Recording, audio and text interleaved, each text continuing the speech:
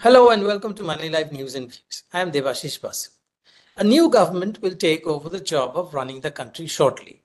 There is a lot of hope among businessmen and stock market participants that a third term led by Mr. Narendra Modi will transform India into a Viksit Bharat, which is a new slogan after Achhe Din and all of that. And that stands for Developed India. Now, going by the poll results, it does seem that India is going to come back, although with a reduced majority. Now, the question is, how do we measure such a transformation to Viksit Bharat? What are the markers? What are the indicators? The popular indicators are growth in gross domestic product, taxes, tax revenues for the government, stock market indices, growth in corporate profits, investment flows, and so on. An improvement in these point towards increasing prosperity of the vocal, urban, and a small number of people. That's a minority. They dominate the chatter, so one automatically assumes that these indicators will change India into a prosperous country. But will they? Over the past several years, all these markers have been extremely positive, but have they delivered rapidly rising per capita income, which is one of the most important signs of overall prosperity, not a small minority? Now, what are the numbers for that? It pays to remember that India's per capita income or net national income rose from 72,805 in 2014-15 to 98,374, 72,000 to 98,000 in 22-23. That is just 3.83% compounded annual growth, according to the government's own data. Now, since the impact of actual inflation is underestimated, this is on the basis of a 6% inflation, the actual rise in per capita income would be even lower. That is a real income. The living conditions of the average population encompassing education, health, public transport, pollution, justice system, etc. have not improved. In fact, they've gone worse. All these indicators have deteriorated across the board. I know most readers switch off when one mentions these indicators while talking of Viksit Bharat, but they can't be wished away or substituted by narrow indicators like the stock market boom, growth in corporate profits, mutual fund inflows as measures of real collective prosperity, which is what Viksit Bharat should be all about. Most readers or viewers, including those connected to the stock market, are less interested or simply unaware of the issues facing the vast majority of India's population that lives in rural areas and semi-urban areas. The general elections gave us an opportunity to sample the problems they face when the television channels, which normally belt out screaming matches from the studios in Noida, had actually went out and queried people about their poll choices, which spilled over to discussions and answers about their living conditions. Now, what did these answers reveal? Captured by an otherwise pro-government media, there were three themes: unemployment, inflation, and income inequality, all encapsulated in two words: rural distress. Prime Minister Modi is certainly aware of the issue on income inequality. After all, he allowed a question on this topic to be asked by a reporter during the dozens of interviews he gave to a grateful media as part of his poll campaign. His answer to this question was to ask a counter question: should everybody be poor?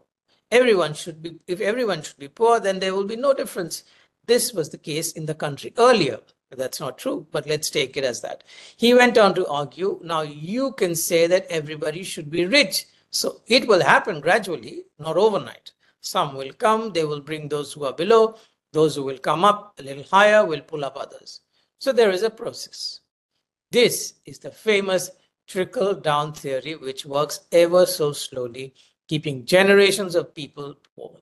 Interestingly, when it came to examples of the trickle-down theory working, the PM drew them from the prosperous classes. 1.25 lakh startups, increased foreign travel, and huge orders for airplanes by airline companies. Examples which do little to support any change in the fate of 80 crore out of 140 crore people living on a 5 kg rations doled by the government every month.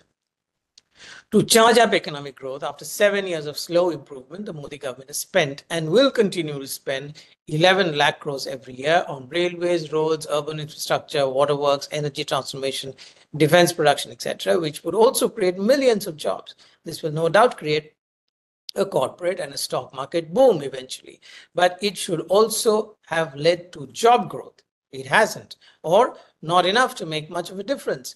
In a report in 2023, Knight Frank, a real estate consultancy, had forecasted India's booming housing market in its top 8 cities would propel the construction sector to contribute about 1/5 of the economy by 2030. That's employing 100 million people, 100 million workers. Now, real estate stocks have been on a tear. The Nifty real estate index is up 200% over the last 2 years. How much of this prosperity has trickled down? According to an analysis by Arindam Das and Yoshifumi Usami between 2021-22 and 22-23, the average daily real rural wages of construction sector workers, which we are talking about, actually declined, with female workers getting a worse deal.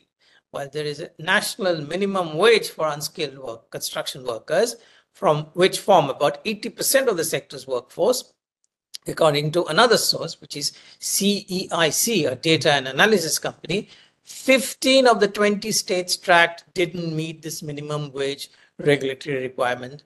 And they say this signifies the extent of informal unemployment in the economy and weak enforcement. Now, there's another way to understand how little is trickling down. Strong trickle down through wage growth would eventually lead to a higher consumption of essential items such as basic clothing, utensils, personal care products like soaps. But the financial performance of companies selling these products is stagnant. You just look up the results of Rupa or Dabur or Hindustan Lever and so on, and you get the picture.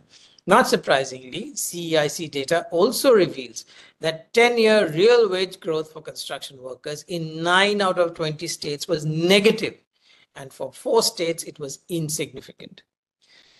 Political strategist Prashant Kishore, who has traveled all over Bihar for the past 2 years, hoping to sort of build support for his new party, he highlights that people are suffering acutely due to unemployment, income inequality, and inflation. Unless the government addresses these issues, protests with or without political leadership would erupt, according to him. Enormous resources raised indirectly from all, including the poor, in the form of GST or fuel taxes or whatever, are all wasted on a substantial part of it, are wasted on expenditure eaten up by corruption at the state and district levels. This is why we are not generating wealth fast enough and distributing the wealth fairly enough.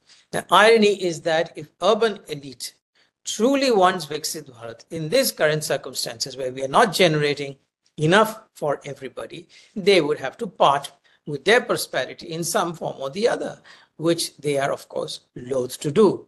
So trickle down and Viksit Bharat are incompatible ideas. They don't go together. That's all for me. If you liked watching, please do subscribe and do share. Thank you.